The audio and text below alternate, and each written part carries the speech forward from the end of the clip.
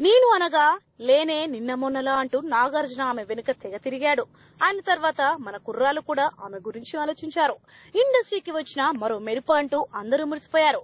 Cut చేస్తే ఆమె ఆలోచన వేరేలా ఉంది. 3 సినిమాలు చేసి విదేశాలకు వెళ్లిపోయింది. ఇప్పుడు మజాకా సినిమాతో మరోసారి సినిమాలకు వస్తోంది. ఈ నేపథ్యంలో ఆమె మీడియాతో మాట్లాడుతూ ఆసక్తికర వ్యాఖ్యలు చేసింది. మళ్లీ మంచి సినిమాలు చేయడానికే ఇక్కడికి వచ్చాను. కథలో బలమున్న వైవిధ్యభరితమైన పాత్రలు పోషించాలని ఉంది. ఏ తరహా పాత్రతో వచ్చినా చేయడానికి సిద్ధంగా ఉన్నా అని క్లారిటీ ఇచ్చేసింది అంశు.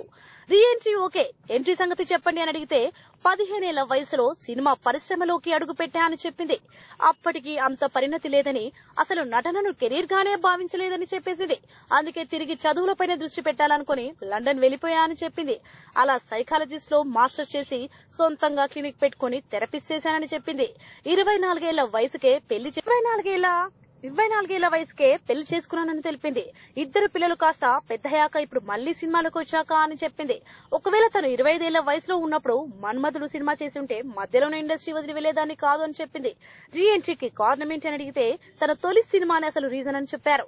2023 ఆగస్టులో మన్మధుడు సినిమా రిలీజ్ అయిందని, ఆ సమయంలో అన్నపూర్ణ స్టూడియోస్ వాళ్ళు ఓ వీడియోస్ బయట ఇవ్వమని తనను సంప్రదించగా చేసి ఇచ్చానని చెప్పింది. సినిమాకు వచ్చిన స్పందన చూసి హైదరాబాద్ కు రావాలనిపించిందని అంశు చెప్పింది. అలా మజాక్ అవకాశం వచ్చిందని తెలిపింది. BCN ఛానల్ ఇందులో మీకు కావాల్సిన అన్ని రకాల హంగులు ఉంటాయి. Hi, this is MM Sri Lanka. Please subscribe to BCN channel.